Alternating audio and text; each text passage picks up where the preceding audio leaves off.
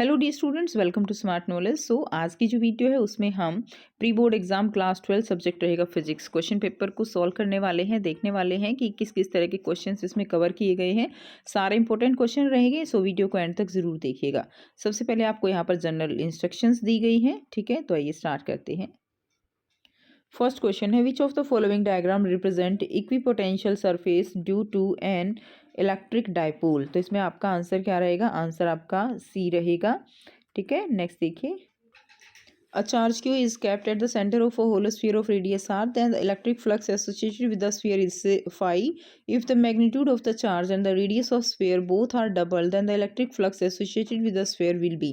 तो आंसर इसका क्या रहेगा? 2 phi आंसर रहेगा, B will the right answer. Question number third है, figure shows a plot of 3 curves A B and C showing the variations of photo electric current with the collector plate potential for different frequencies. ठीक है, तो इसमें आपको बताना है which of the following is correct. तो इसमें आपका आंसर क्या रहेगा? C will be the right answer. Next देखिए, क्वेश्चन नंबर 4 है, इसमें आपको 4 एनर्जी लेवल दिए गए हैं of an electron, Bohr model of hydrogen atom, identify the transition in which emitted photon will have longest wavelength. सबसे लॉन्गेस्ट वेवलेंथ किस में रहेगी? फर्स्ट में, तो एक का आंसर जो है फर्स्ट आ जाएगा। नेक्स्ट देखिए, क्वेश्चन नंबर 5 दिया गया है, the resistance of an ammeter, micrometer and milli ammeter are R1 R2 and R3 respectively, which of the following represent correct sequence of their resistance. तो आंसर आपका A रहेगा, R1 R2 is greater than R3 is greater than R1। Question number 6 देखिए, अ diamagnetic substance is placed in a uniform magnetic field, which of the following diagram shows modification in the field lines correctly. तो answer आपका D रहेगा। Next देखिए, question number 7 है, a charge of -2 microcoulomb moving along positive x-axis enter into a uniform magnetic of it along positive y-axis with a speed of 2 into 10 raised to the power 4 meter per second। the magnitude force experienced by the charges। तो इसका answer आपका D रहेगा। Next देखिए, question number 8 दिया गया है, तो आप यहाँ से देख सकते हो। क्वेश्चन नंबर 8 का डायग्राम आप जो आंसर है आपका सी रहेगा। क्लियर है। नेक्स्ट देखिए, क्वेश्चन नंबर 9 है, ऐसा unit of pole strength of a bar magnet is ampere into metre. B will be the right answer. Question number 10 है, in an electromagnetic wave both A and B are correct, means electric field and magnetic field always oscillate in the same phase. And second है, electric field and magnetic field always oscillate perpendicular to each other. तो both A and B are correct. Next देखिए, question number 11 है, ठीक है। इसमें variation in magnetic flux phi associated with the coil with the time t is shown in the graph given below. The induced EMF in the coil at t is equal to 1 second will be, the answer will be 0। Next देखिए, question number 12 है, in the Rutherford scattering experiment an alpha particle of kinetic energy K is bombard on a thin foil of gold. The distance of the closest approach is R. If alpha particle are replaced by a proton of same kinetic energy, the distance of the closest approach will be. तो answer रहेगा R/2। Next question number 13 से 16 जो है assertion reason दिए गए हैं। So question number 13 है, in a photon electron oscillation collision the total energy and the total momentum are conserved and number of photons may not be observe. ठीक है, तो इसमें ये भी ठीक है आपका, बी भी ठीक, आर भी ठीक है, तो आंसर आपका, लेकिन ये इसकी करेक्ट एक्सप्लेनेशन नहीं है, तो आंसर आपका बी हो जाएगा। Next, in an n type semiconductor electrons are majority carriers because in an n-type semiconductor pentavalent atoms are dopants which contribute conduction electrons। तो आंसर आपका ए रहेगा। Both are true and R is the correct explanation. Next देखिए, question number 15 है, इसमें आपका ये गलत है और इसमें जो है आपका ये ठीक है, और जो रीजन है वो क्या है? गलत है। तो आंसर आपका क्या रहेगा? सी हो जाएगा। ठीक है, तो आप यहाँ से देख सकते हो, सी आंसर आपका कब होता है? असर्शन ट्रू है और रीजन क्या है? फॉल्स है। तो यहाँ पे हमारा असर्शन जो है वो क्या है? ट्रू है, और रीजन क्या है? फॉल्स है। नेक्स्ट देखिए, इसमें हमारा असर्शन गलत है और रीजन क्या रहेगा? ट्रू रहेगा, तो आंसर हमारा क्या हो जाएगा? डी हो जाएगा। नेक्स्ट क्वेश्चन है, सेक्शन बी दिया गया है। Question number 17, a proton and an alpha particle are accelerated by potential difference v1 and v2 respectively if their de Broglie wavelength are same, find the ratio of v1 and v2। So यहाँ से देखेंगे, देखिए de Broglie wavelength lambda is equal to h/p, ठीक है, value put कर देंगे, तो आप यहाँ से बच्चों इसका हिंट ले सकते हो।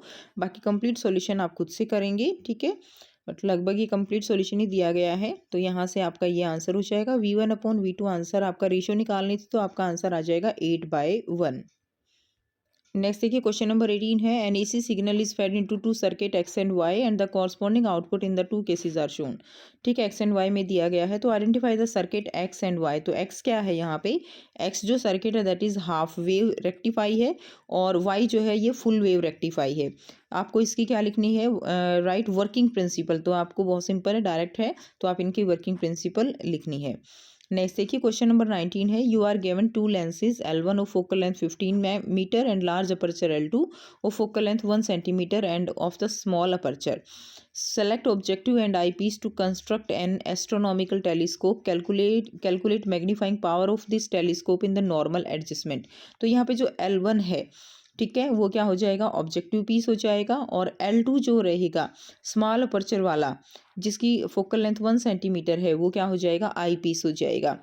ठीक है, मैग्नीफाइंग पावर निकालनी है तो m की वैल्यू निकालनी है, F O objective divided by I piece.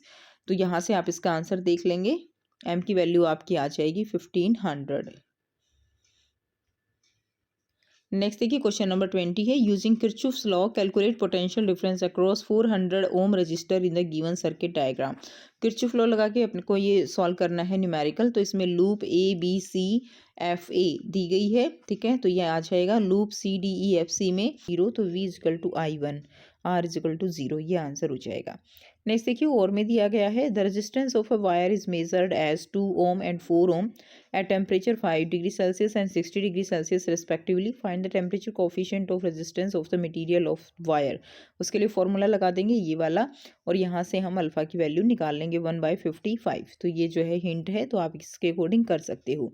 Question number 21 है figure shows a parallel beam of monochromatic light incident on a narrow slit AB.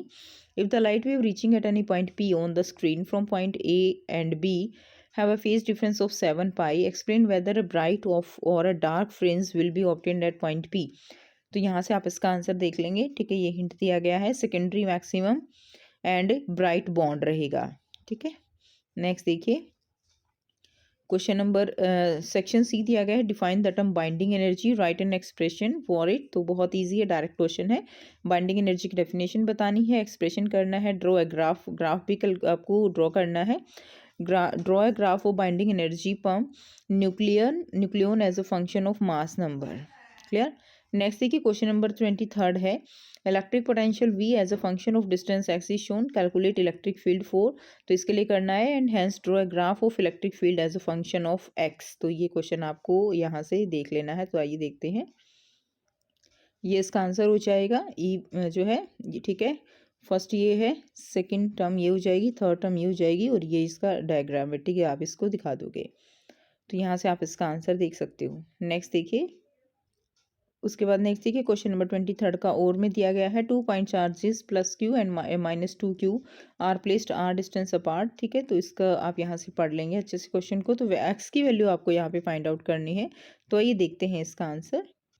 तो यहाँ से आप इसका आंसर कर लेंगे, ये वैल्यू दी गई है, फॉर्मूला W एंड कैलकुलेशन। तो R की वैल्यू आ जाएगी 3x and x will be equal to R/3। अगला क्वेश्चन है using Bohr's postulate of atomic model derive an expression for radius nth orbit. तो simple direct question, expression derive करना है आपको, hence shows that orbits are not evenly spaced. तो इसमें आ जाएगा derivation drive करने के बाद Rn is directly proportional to n square and orbits are not evenly spaced. तो इस तरह से आप इसका आंसर कर देंगे। क्वेश्चन नंबर 25 देखिए, क्वेश्चन आपको दिया गया है estimate the drift speed of electrons in a conductor of length 1 meter, cross sectional area 2.5 into 10 to the power -7 meter square, carrying a current of 2.7, ठीक है, ampere. The number density of free electron of conductor is given, how the drift velocity will change if conductor is replaced by another conductor of length 2 metre. यानी conductor जो है वो दूसरे conductor से replace कर दिया गया है 2 मीटर, पहले 1 मीटर का था कंडक्टर, अब 2 मीटर का कर दिया गया है। तो आइए देखते हैं आंसर, यहाँ से आंसर कर लेंगे। ठीक है, ये इसका सॉल्यूशन दिया गया है, कैलकुलेशन करने के बाद वी डी की वैल्यू आ जाएगी 7.5 into 10⁻⁴ metre per second. Drift velocity will not charge as it is independent of length. Next question number 26 है टू सर्कुलर कॉयल। तो आप क्वेश्चन यहाँ से देख सकते हो, ठीक है, इसका जो बुलेट पॉइंट्स है वो मैं आपको बता देती हूँ। तो यहाँ से करेंगे आप क्वेश्चन नंबर 26 का आंसर। ठीक है, आफ्टर कैलकुलेशन ये आ जाएगा IY इज 4/√2A। नेक्स्ट देखिए क्वेश्चन नंबर 27 है। Answer the following question. Name the electromagnetic waves which are produce during a radioactive decay of nuclei, write one use. तो रेडियोएक्टिव न्यूक्लियाई डिके के ड्यूरिंग कौन सी रेज प्रोड्यूस होती है? Gamma rays. तो इसका जो है आपको करना है वन यूज। ठीक है, तो इसका यूज क्या हो जाएगा? यूज आप यहाँ से कर लेंगे, that is to detect the difference between radioactive materials that pose a security risk and those that do not। तो कौन सा मटेरियल रेडियोएक्टिव है या नहीं है उसके बारे में ये जो है हमें बताता है। ठीक है, उसके बाद नेक्स्ट देखिए, which electromagnetic wave is use to take photographs of boxes, write their wavelength range. तो कौन सी रेज होती हैं? वो एक्स रेज होती हैं और उसकी वेवलेंथ रेंज क्या होती है? 10⁻⁻8 टू 10⁻⁻12 मीटर। ठीक है, ये इसकी क्या हो जाएगी? वेवलेंथ रेंज हो जाएगी 10⁻⁻8 से 10⁻⁻12। नेक्स्ट देखिए, the speed of N electromagnetic wave depends on the nature of the medium. यहाँ से आप इसका आंसर देख लेंगे, बी आंसर रहेगा। Speed of electromagnetic wave depends on, तो ये इसका आंसर हो जाएगा। नेक्स्ट देखिए, क्वेश्चन नंबर 28 है। Name a physical quantity which is defined as magnetic flux linked with a coil per unit current flowing through it, write its SI unit. तो इसमें क्या हो जाएगा? फिजिकल क्वांटिटी क्या है? दैट इज द सेट inductance. ठीक है, और इसकी SI यूनिट क्या हो जाएगी? ठीक है, तो write its SI unit theory. Next देखिए, state Faraday laws of electromagnetic induction. तो फैराडे लॉज जो है आपको लिखने हैं। सेक्शन डी है 29 and 30 are case based question. Read the passage and write the question answer. तो ये आप अच्छे से पढ़ लेंगे। इसमें देखिए उसके बाद है फर्स्ट क्वेश्चन दिया गया है, 40 IR to occur the light must travel from. तो आंसर सी हो जाएगा denser medium to rare medium. Next देखिए, in an optical fibre the refractive index light pipe of glass fibre is N2 and that of outer covering is N1, which is the following is correct. तो इसमें answer आपका B हो जाएगा, N2 is greater than N1। The critical angle for a pair of to media A and B of refractive index दिया गया है √2 and 1 respectively. तो D जो है क्या होगा? एंगल क्रिटिकल एंगल, डी इसका राइट आंसर हो जाएगा। क्रिटिकल एंगल 45 डिग्री रहेगा। क्वेश्चन नंबर 4 दिया गया है, critical angle pair of medium 45, the speed of light in the medium, that is A will be the right answer. इसमें और में दिया गया है, point source of light is placed at the bottom of a tank containing water to a depth D, what is the area of surface of water through which the light from the source can emerge out, refractive index of water is N। तो इसमें आपका answer A हो जाएगा, πd² divided by n² - 1। Next देखिए, question number 30 है, ए PN junction. ये आप अच्छे से रीड कर लेंगे। तो first, which is the following diode is forward biased. तो आंसर आपका डी हो जाएगा, this is the forward biased. Next, right when a forward bias is applied to a PN function, ठीक है, then it decrease with barrier potential, B will be the right answer. Third है, in unbiased PN junction holes diffuse from P region to N region. Next देखिए, question number 4 है, the VI characteristic of a silicon diode is shown. The resistance of a diode is at V is -10 volt. Then right answer will be A. Clear? Next देखिए question और में दिया गया है, in the given circuit D1 and D2 are ideal diodes. A1 and A2 are ideal ammeter. The reading of ammeter A1 A2 respectively. तो answer आपका आ जाएगा 2A and 0 ampere. Next देखिए, सेक्शन E दिया गया है, क्वेश्चन नंबर 31 A है, with the help of ray diagram shows how a concave mirror is used to obtain an erect and magnified image of an object, hence obtain the mirror formula। सो इसमें आप एक जो correct रे diagram draw कर देंगे और आपको जो है मिरर फॉर्मूला डिराइव करना है। डायरेक्ट क्वेश्चन है। बी देखिए, use mirror equation to deduce at a convex mirror always produce virtual image independent of location of the object. इसका सॉल्यूशन करेंगे using mirror 1/v is equal to 1/f minus 1/u। ठीक है, तो ये आपका हो जाएगा v इज ग्रेटर देन 0। तो इट मीन्स इमेज कैसी है? Image is virtual. ठीक है, इमेज कैसी रहेगी? Image is virtual. नेक्स्ट देखिए, अगला क्वेश्चन है और में दिया गया है। ठीक है, क्वेश्चन नंबर 31 का ए है। तो इसमें आपको वेरीफाई करना है स्नेल्स लॉ। तो आप इसमें अच्छे से कर लेंगे। डायरेक्ट क्वेश्चन है। बी है, बी का क्वेश्चन आप यहाँ से देख लीजिए। आंसर हम देखते हैं। सो यहाँ से आप इसका आंसर कर लेंगे। Distance of nth bright fringe जो है ये आ जाएगा। Distance of nth dark fringe ये आ जाएगा। ठीक है, तो ये जो है आपका सॉल्यूशन हो जाएगा। नेक्स्ट देखिए,